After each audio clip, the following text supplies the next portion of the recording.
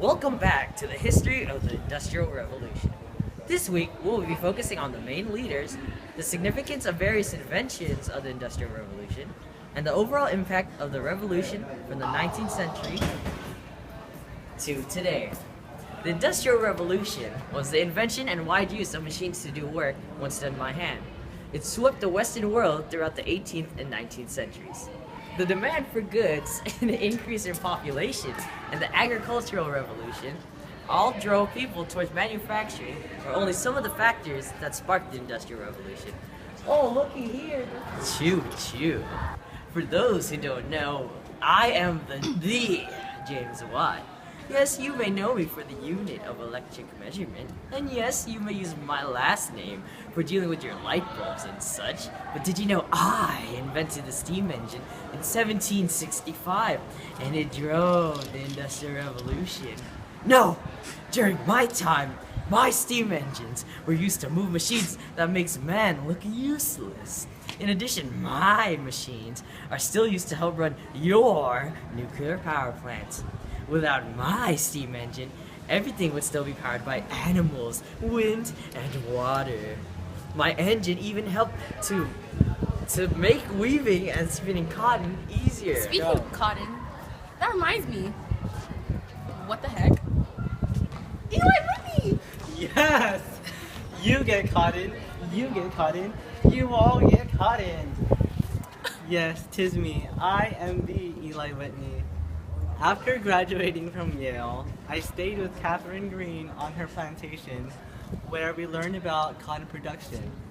After hearing issues about cotton production, I began planning and inventing the cotton gin, which revolutionized the production of cotton by removing the seeds from the cotton fibers.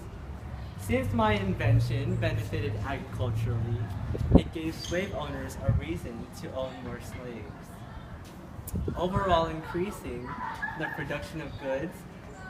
In addition to the increased population of this essential good, trade grew in the South.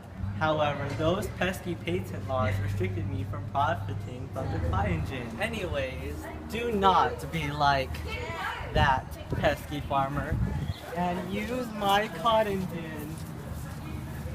All of my friends left me. People are losing their farms.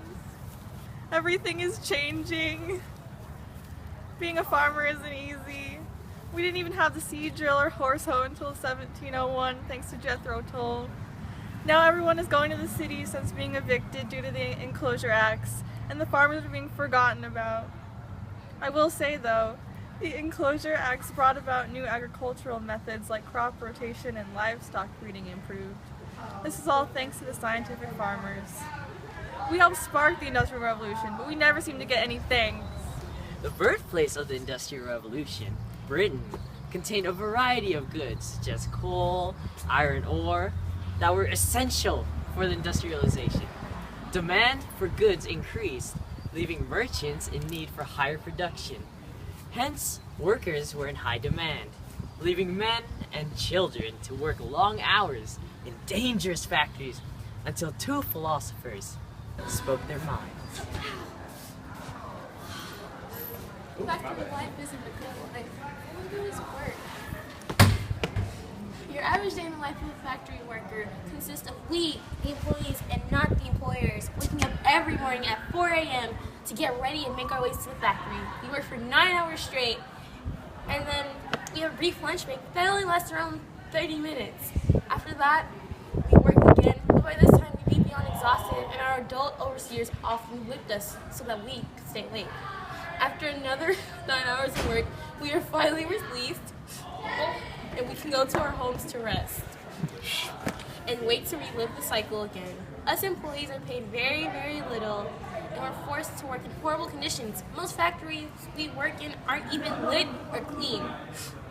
There is no government program to provide any aid in case of an accident. Our employers only see us as a cheap source of labor and not as human beings. No. The government keeps trying to tell businesses what to do. Someone must put a stop to this. It's me! Yes, I am the Adam Smith. I advocated the idea of division of labor. This division makes production way more efficient.